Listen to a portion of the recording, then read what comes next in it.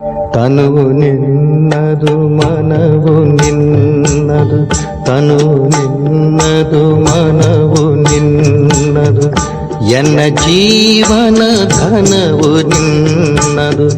ನಾನು ನಿನ್ನವನೆಂಬ ಹೆಮ್ಮೆಯ ಋಣವು ಮಾತ್ರವೇ ನನ್ನದು. ತನು ನಿನ್ನದು ಮನವು ನಿನ್ನದು.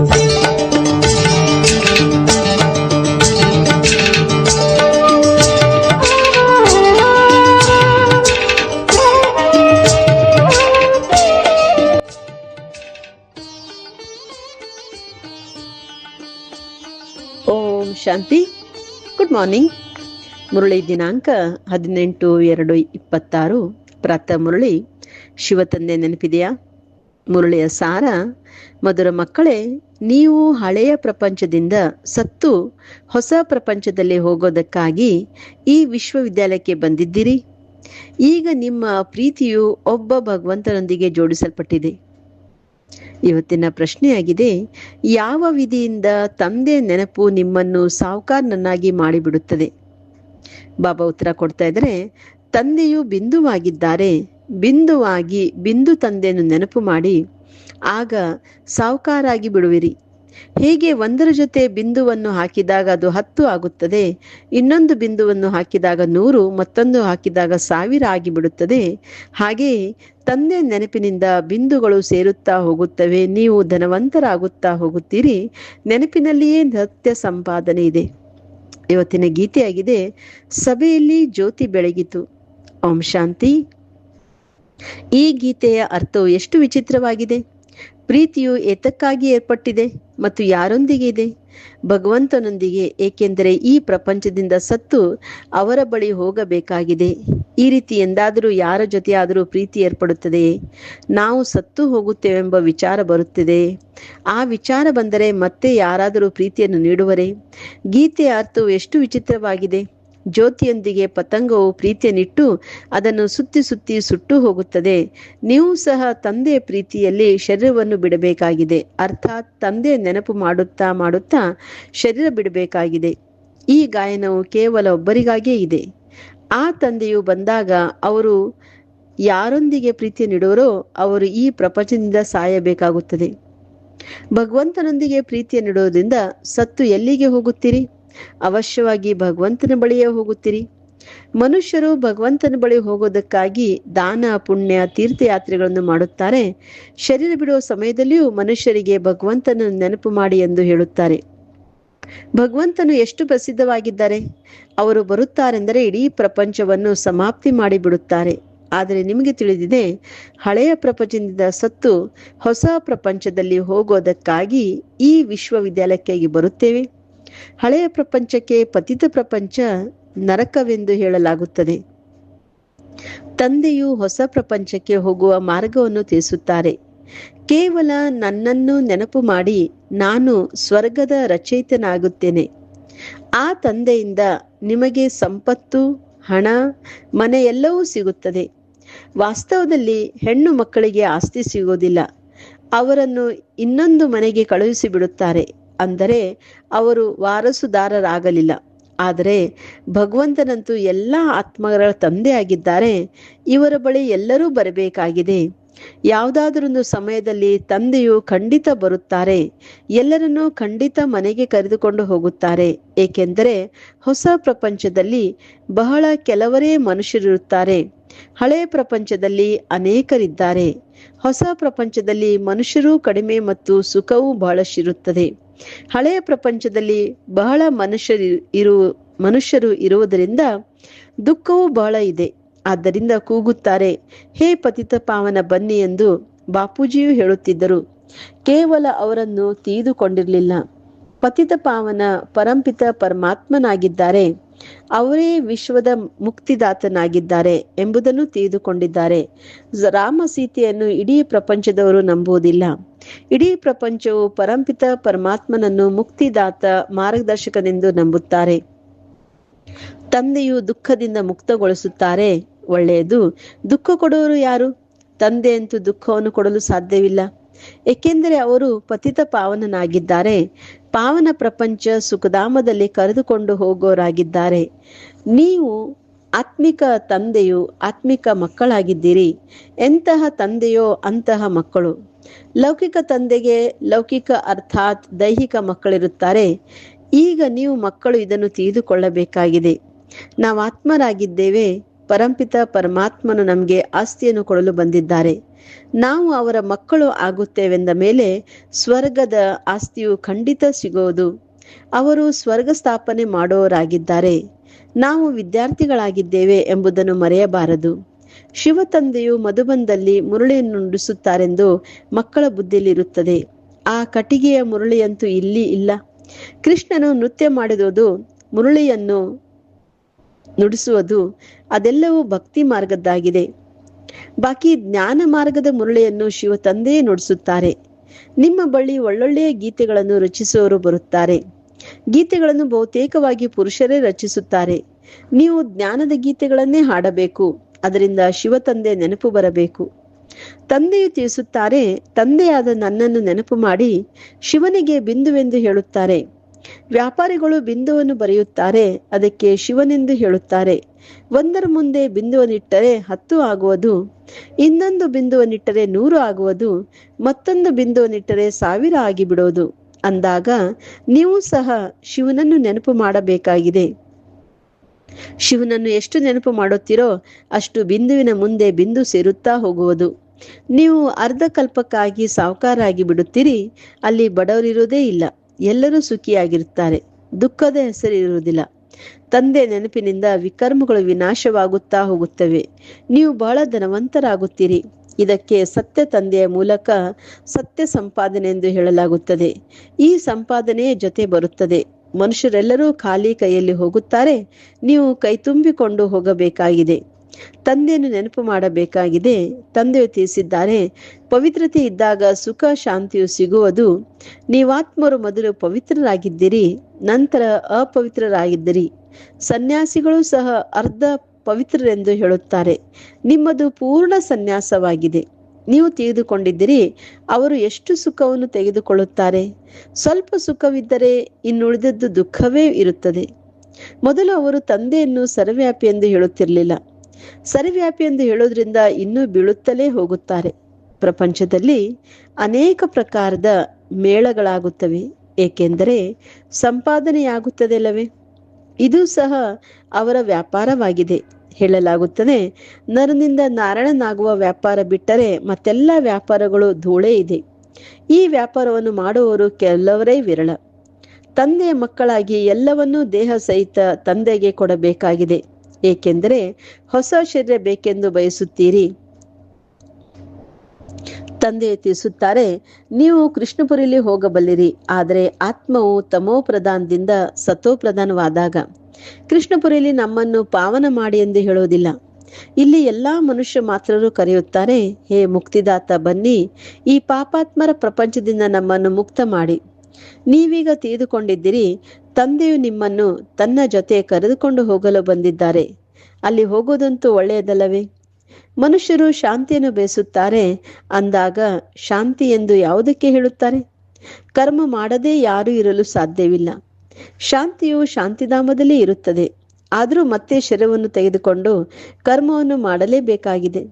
ಸತ್ಯುಗದಲ್ಲಿ ಕರ್ಮ ಮಾಡುತ್ತಿದ್ದರೂ ಶಾಂತಿ ಇರುತ್ತದೆ. ಅಶಾಂತಿಯಲ್ಲಿ ಮನುಷ್ಯರಿಗೆ ದುಃಖವಾಗುತ್ತದೆ. ಆದ್ದರಿಂದ ಶಾಂತಿಯು ಹೇಗೆ ಸಿಗುವುದೆಂದು ಹೇಳುತ್ತಾರೆ. ಈಗಂತೂ ನೀವು ಮಕ್ಕಳು ತಿಳಿದುಕೊಂಡಿದ್ದೀರಿ, ಶಾಂತಿಧಾಮವಂತೂ ನಮ್ಮ ಮನೆಯಾಗಿದೆ. ಸತ್ಯುಗದಲ್ಲಿ ಶಾಂತಿಯೂ ಇರುತ್ತದೆ, ಸುಖವೂ ಇರುತ್ತದೆ, ಎಲ್ಲವೂ ಇರುತ್ತದೆ. ಈಗ ಅದು ಬೇಕೋ? ಕೇವಲ ಶಾಂತಿ ಬೇಕೋ? ಇಲ್ಲಂತೂ ದುಃಖವಿದೆ. ಆದ್ದರಿಂದ ಪತಿತ ಪಾವನ ತಂದೆಯನ್ನು ಸಹ ಇಲ್ಲಿಗೆ ಕರೆಯುತ್ತಾರೆ. ಭಗವಂತನೊಂದಿಗೆ ಮಿಲನ ಮಾಡೋದಕ್ಕಾಗಿಯೇ ಭಕ್ತಿ ಮಾಡುತ್ತಾರೆ. ಭಕ್ತಿಯು ಸಹ ಮೊದಲು ಅವ್ಯಭಿಚಾರಿ ಭಕ್ತಿ ಇರುತ್ತದೆ, ನಂತರ ವ್ಯಭಿಚಾರಿಯಾಗುತ್ತದೆ. ವ್ಯಭಿಚಾರಿ ಭಕ್ತಿಯಲ್ಲಿ ನೋಡಿ ಏನೇನು ಮಾಡುತ್ತಾರೆ.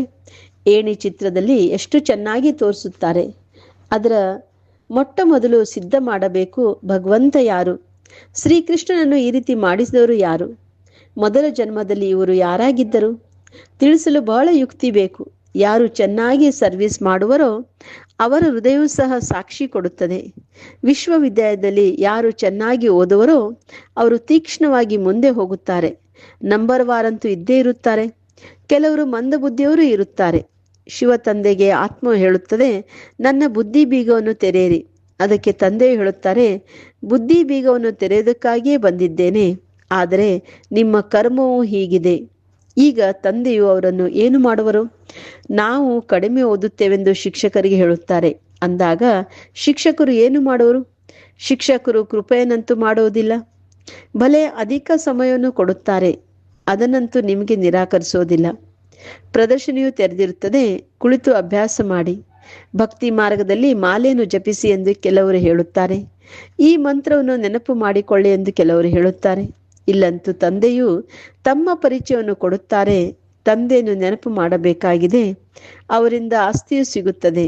ಅಂದ ಮೇಲೆ ಚೆನ್ನಾಗಿ ತಂದೆಯಿಂದ ಪೂರ್ಣ ಆಸ್ತಿಯನ್ನು ತೆಗೆದುಕೊಳ್ಳಬೇಕಲ್ಲವೇ? ಇದರಲ್ಲಿಯೇ ತಂದೆಯು ತಿಳಿಸುತ್ತಾರೆ, ವಿಕಾರದಲ್ಲೆಂದೂ ಹೋಗಬಾರದು.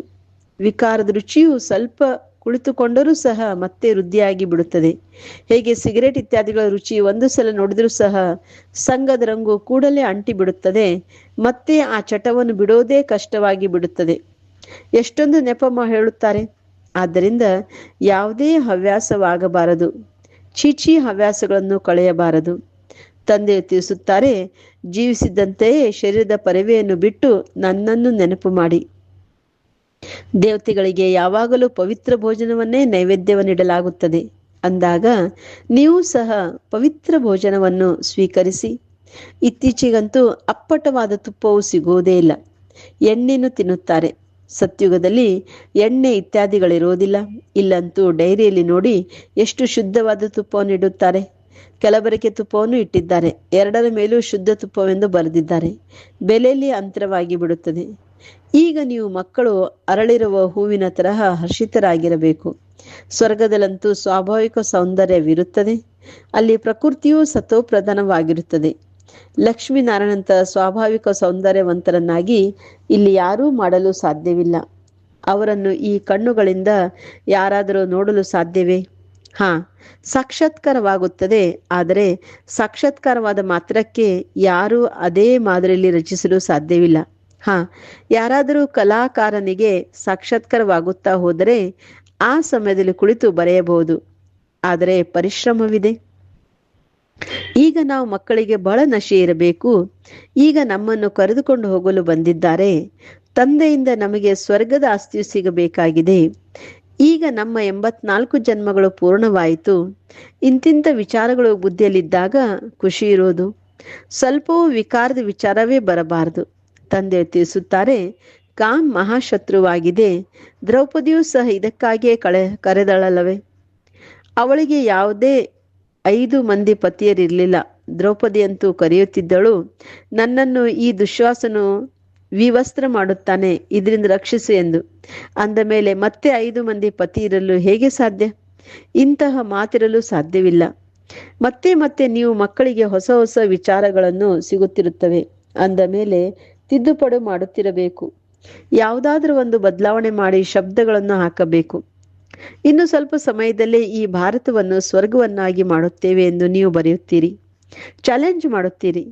ತಂದೆಯು ಮಕ್ಕಳೊಂದಿಗೆ ಹೇಳುತ್ತಾರೆ, ಸನ್ ಶೋಸ್ ಫಾದರ್, ಫಾದರ್ ಶೋಸ್ ಸನ್. ಅರ್ಥಾತ್ ಮಕ್ಕಳು ತಂದೆಯನ್ನು ಪ್ರತ್ಯಕ್ಷ ಮಾಡುವರು, ತಂದೆಯು ಮಕ್ಕಳನ್ನು ಪ್ರತ್ಯಕ್ಷ ಮಾಡುವರು. ಅಂದಾಗ ಯಾವ ತಂದೆ? ಶಿವ ಮತ್ತು ಸಾಲಿಗ್ರಾಮಗಳು. ಶಿವ ತಂದೆಯು ಏನನ್ನು ತಿಳಿಸುತ್ತಾರೆ ಅದರಂತೆ ಫಾಲೋ ಮಾಡಿ. ಫಾಲೋ ಫಾದರ್ ಅವರದೇ ಗಾಯನವಿದೆ. ಲೌಕಿಕ ತಂದೆಯನ್ನು ಫಾಲೋ ಮಾಡೋದ್ರಿಂದ ನೀವು ಪತಿತರಾಗಿ ಬಿಡುತ್ತೀರಿ. ಈ ತಂದೆಯಂತೂ ಪಾವನನ್ನಾಗಿ ಮಾಡಲು ಫಾಲೋ ಮಾಡುತ್ತಿದ್ದಾರೆ. ಅಂತರವಿದೆಯಲ್ಲವೇ? ತಂದೆಯು ತಿಳಿಸುತ್ತಾರೆ, ಮಧುರ ಮಕ್ಕಳೇ, ಫಾಲೋ ಮಾಡಿ ಪವಿತ್ರರಾಗಿ. ಫಾಲೋ ಮಾಡುವುದರಿಂದಲೇ ಸ್ವರ್ಗದ ಮಾಲೀಕರಾಗುವಿರಿ. ಲೌಕಿಕ ತಂದೆಯನ್ನು ಫಾಲೋ ಮಾಡುವುದರಿಂದ 63 ಜನ್ಮಗಳು ನೀವು ಏಣೆಯನ್ನು ಕೆಳಗಡೆ ಇಳಿದಿದ್ದೀರಿ. ಈಗ ತಂದೆಯನ್ನು ಫಾಲೋ ಮಾಡಿ ಮೇಲೇರಬೇಕಾಗಿದೆ. ತಂದೆಯ ಜೊತೆ ಹೋಗಬೇಕಾಗಿದೆ. ತಂದೆಯು ತಿಳಿಸುತ್ತಾರೆ, ಈ ಒಂದೊಂದು ರತ್ನವು ಲಕ್ಷಾಂತರ ರೂಪಾಯಿಗಳಷ್ಟು ಬೆಲೆ ಬಾಳುವಂಥದ್ದಾಗಿದೆ. ನೀವು ತಂದೆಯನ್ನರಿತು ತಂದೆಯಿಂದ ಆಸ್ತಿಯನ್ನು ಪಡೆಯುತ್ತೀರಿ. ಬ್ರಹ್ಮನಲ್ಲಿ ಲೀನವಾಗಿ ಬಿಡುತ್ತೀರಿ. ಸನ್ಯಾಸಿಗಳು ಹೇಳುತ್ತಾರೆ, ಆದರೆ ಲೀನವಾಗುವುದಿಲ್ಲ. ಪುನಃ ಬರುತ್ತಾರೆ. ತಂದೆಯು ನಿತ್ಯವೂ ತಿಳಿಸುತ್ತಿರುತ್ತಾರೆ, ಮಧುರಾತಿ ಮಧುರ ಮಕ್ಕಳೇ, ಮೊಟ್ಟ ಮೊದಲು ಎಲ್ಲರಿಗೆ ತಂದೆಯ ಪರಿಚಯ ಕೊಡಬೇಕಾಗಿದೆ. ಪಾರ್ಲೌಕಿಕ ತಂದೆಯು ಪಾವನನ್ನಾಗಿ ಮಾಡುವ ಆಸ್ತಿಯನ್ನು ಕೊಡುತ್ತಾರೆ. ಆದ್ದರಿಂದ ಪಾವನರನ್ನಾಗಿ ಮಾಡಿ ಎಂದು ಬೇಹದ್ದಿನ ತಂದೆಗೆ ಹೇಳುತ್ತಾರೆ. ಅವರು ಪತಿತ ಪಾವನರಾಗಿದ್ದಾರೆ. ಲೌಕಿಕ ತಂದೆಗೆ ಪತಿತ ಪಾವನೆಂದು ಹೇಳುವುದಿಲ್ಲ. ಅವರೇ ಹೇ ಪತಿತ ಪಾವನ ಬನ್ನಿ ಎಂದು ಕರೆಯುತ್ತಿರುತ್ತಾರೆ. ಅಂದಾಗ ಎಲ್ಲರಿಗೆ ಇಬ್ಬರು ತಂದೆಯರ ಪರಿಚಯ ಕೊಡಬೇಕಾಗಿದೆ. ವಿವಾಹ ಮಾಡಿಕೊಂಡು ಪತಿತನಾಗು ಎಂದು ಲೌಕಿಕ ತಂದೆಯು ಹೇಳುತ್ತಾರೆ. ಪಾವನರಾಗಿ ಎಂದು ಪಾರಲೌಕಿಕ ತಂದೆಯು ಹೇಳುತ್ತಾರೆ. ನನ್ನನ್ನು ನೆನಪು ಮಾಡಿದರೆ ನೀವು ಪಾವನರಾಗುತ್ತೀರಿ. ಒಬ್ಬ ತಂದೆಯೇ ಎಲ್ಲರನ್ನೂ ಪಾವನ ಮಾಡುವವರಾಗಿದ್ದಾರೆ. ಇವು ತಿಳಿಸಿಕೊಡುವ ಬಹಳ ಒಳ್ಳೆಯ ಮಾತುಗಳಾಗಿವೆ. ಭಿನ್ನ ಭಿನ್ನ ಪ್ರಕಾರದ ಮಾತುಗಳನ್ನು ವಿಚಾರ ಸಾಗರ ಮಂಥನ ಮಾಡಿ ತಿಳಿಸುತ್ತಾರೆ. ಇದೇ ನಿಮ್ಮ ವ್ಯಾಪಾರವಾಯಿತು. ನೀವು ಪತಿತರನ್ನು ಪಾವನ ಮಾಡೋರಾಗಿದ್ದೀರಿ. ಪಾರಲೌಕಿಕ ತಂದೆಯು ಈಗ ಹೇಳುತ್ತಾರೆ, ಪಾವನರಾಗಿ. ಈಗ ವಿನಾಶವು ಸಮ್ಮುಖದಲ್ಲಿ ನಿಂತಿದೆ. ಅಂದ ಮೇಲೆ ಈಗ ಏನು ಮಾಡಬೇಕು? ಖಂಡಿತವಾಗಿಯೂ ಪಾರಲೌಕಿಕ ತಂದೆಯ ಮತದಂತೆ ನಡೆಯಬೇಕಲ್ಲವೇ? ಪ್ರದರ್ಶನೆಯಲ್ಲಿ ಈ ಪ್ರತಿಜ್ಞೆಯೂ ಬರೆಯಬೇಕು. ಪಾರಲೌಕಿಕ ತಂದೆಯನ್ನು ಫಾಲೋ ಮಾಡುತ್ತೇವೆ, ಪತಿತರಾಗೋದ್ರಿಂದ ಬಿಡುತ್ತೇವೆ. ಬರೆಯಿರಿ, ತಂದೆಯಿಂದ ಗ್ಯಾರಂಟಿ ತೆಗೆದುಕೊಳ್ಳುತ್ತೇವೆ. ಎಲ್ಲವೂ ಪವಿತ್ರತೆಯ ಮಾತಾಗಿದೆ. ನೀವು ಮಕ್ಕಳಿಗೆ ದಿನ ರಾತ್ರಿ ಖುಷಿ ಇರಬೇಕು. ತಂದೆಯು ನಮಗೆ ಸ್ವರ್ಗದ ಆಸ್ತಿಯನ್ನು ಕೊಡುತ್ತಿದ್ದಾರೆ. ತಂದೆ ಮತ್ತು ಆಸ್ತಿ ನೀವೀಗ ತಿಳಿದುಕೊಂಡಿದ್ದೀರಿ. ಶಿವಜಯಂತಿ ಎಂದರೆ ಭಾರತದ ಸ್ವರ್ಗದ ಜಯಂತಿಯಾಗಿದೆ. ಗೀತೆಯೇ ಸರ್ವಶಾಸ್ತ್ರಮಯ ಶಿರೋಮಣಿಯಾಗಿದೆ. ಗೀತಾ ಮಾತೆಯಾಗಿದೆ. ಆಸ್ತಿಯಂತೂ ತಂದೆಯಿಂದಲೇ ಸಿಗಬೇಕು. ಗೀತೆಯ ರಚಯಿತನು ಶಿವ ತಂದೆ ಆಗಿದ್ದಾರೆ. ಪಾರಲೌಕಿಕ ತಂದೆಯಿಂದ ಪಾವನರಾಗುವ ಆಸ್ತಿಯು ಸಿಗುತ್ತದೆ. ಒಳ್ಳೆಯದು. ಮಧುರಾತಿ ಮಧುರ ಅಗಲಿ ಹೋಗಿ ಮರಳಿ ಸಿಕ್ಕಿರುವ ಮಕ್ಕಳ ಪ್ರತಿ ಮಾತ್ಪಿತಾ ಬಾಪ್ ದಾದಾರವರ ನೆನಪು, ಪ್ರೀತಿ ಹಾಗೂ ನಮಸ್ತೆ. ಆತ್ಮಿಕ ಮಕ್ಕಳಿಗೆ ಆತ್ಮಿಕ ತಂದೆಯ ನಮಸ್ತೆ. ಆತ್ಮಿಕ ತಂದೆಗೆ ಆತ್ಮಿಕ ಮಕ್ಕಳ ನೆನಪು, ಪ್ರೀತಿ ಹಾಗೂ ನಮಸ್ತೆ ನಮಸ್ತೆ ನಮಸ್ತೆ. ಧಾರಣೆಗಾಗಿ ಮುಖ್ಯ ಸಾರ. ಫಸ್ಟ್ ಪಾಯಿಂಟ್, ನಾವು ಈಶ್ವರಿಯ ವಿದ್ಯಾರ್ಥಿಗಳಾಗಿದ್ದೇವೆ. ಇದನ್ನು ಸದಾ ಸ್ಮೃತಿಯಲ್ಲಿ ಇಟ್ಟುಕೊಳ್ಳಬೇಕಾಗಿದೆ. ಯಾವುದೇ ಚೀಚಿ ಹವ್ಯಾಸಗಳನ್ನು ಮಾಡಿಕೊಳ್ಳಬಾರದು. ಅವುಗಳನ್ನು ಕಳೆಯಬೇಕಾಗಿದೆ. ವಿಕಾರದ ವಿಚಾರವು ಅಂಶ ಮಾತ್ರವೂ ಬರಬಾರದು. ಸೆಕೆಂಡ್ ಪಾಯಿಂಟ್, ಜೀವಿಸಿದಂತೆ ಶರೀರದ ಭಾನವನ್ನು ಮರೆತು ತಂದೆಯನ್ನು ನೆನಪು ಮಾಡಬೇಕಾಗಿದೆ. ಭಿನ್ನ ಭಿನ್ನ ಅಂಶಗಳನ್ನು ವಿಚಾರ ಸಾಗರ ಮಂಥನ ಮಾಡಿ ಪತಿತರನ್ನು ಪಾವನ ಮಾಡುವ ವ್ಯಾಪಾರ ಮಾಡಬೇಕಾಗಿದೆ. ಇವತ್ತಿನ ವರದಾನ ಆಗಿದೆ, ಸಂತುಷ್ಟತೆಯ ತ್ರಿಮೂರ್ತಿ ಸರ್ಟಿಫಿಕೇಟ್ನ ಮೂಲಕ ಸದಾ ಸಫಲತೆಯ ಪ್ರಾಪ್ತಿ ಮಾಡಿಕೊಳ್ಳುವಂತಹ ಶ್ರೇಷ್ಠ ಪದವಿಯ ಅಧಿಕಾರಿ ಭವ. ಸದಾ ಸಫಲರಾಗಲು ತಂದೆ ಹಾಗೂ ಪರಿವಾರದೊಂದಿಗೆ ಸರಿಯಾದ ಸಂಬಂಧವಿರಬೇಕು. ಪ್ರತಿಯೊಬ್ಬರೂ 3 ಸರ್ಟಿಫಿಕೇಟ್ಗಳನ್ನು ತೆಗೆದುಕೊಳ್ಳಬೇಕಾಗಿದೆ. ತಂದೆ, ತಾವು ಮತ್ತು ಪರಿವಾರದಿಂದ. ಪರಿವಾರವನ್ನು ಸಂತುಷ್ಟ ಮಾಡೋದಕ್ಕಾಗಿ ಚಿಕ್ಕದಾದ ಮಾತನ್ನು ನೆನಪಿಟ್ಟುಕೊಳ್ಳಿ. ಗೌರವ ಕೊಡುವ ರೆಕಾರ್ಡ್ ನಿರಂತರವಾಗಿ ನಡೆಯುತ್ತಿರಲಿ. ಇದರಲ್ಲಿ ನಿಷ್ಕಾಮಿಯಾಗಿರಿ. ತಂದೆಯನ್ನು ಪಡಿಸುವುದಕ್ಕಾಗಿ ಸತ್ಯವಾಗಿರಿ ಮತ್ತು ಸ್ವಯಂನೊಂದಿಗೆ ಸಂತುಷ್ಟವಾಗಿರಲು ಸದಾ ಶ್ರೀಮತದ ಗೆರೆಯೊಳಗೆ ಇರಬೇಕು. ಈ 3 ಸರ್ಟಿಫಿಕೇಟ್ಗಳು ಶ್ರೇಷ್ಠ ಪದವಿಯ ಅಧಿಕಾರಿಯನ್ನಾಗಿ ಮಾಡಿಬಿಡುತ್ತದೆ. ಇವತ್ತಿನ ಸ್ಲೋಗನ್ ಆಗಿದೆ, ಯಾರು ಚಿತ್ರ ಅಂದರೆ ದೇಹವನ್ನು ನೋಡದೆ ಚೈತನ್ಯ ಅಂದರೆ ಆತ್ಮವನ್ನು ಹಾಗೂ ಚರಿತ್ರೆಯನ್ನು ನೋಡುವರೋ ಅವರೇ ಶ್ರೇಷ್ಠ ಚಾರಿತ್ರ್ಯವಂತರು ಆಗಿದ್ದಾರೆ.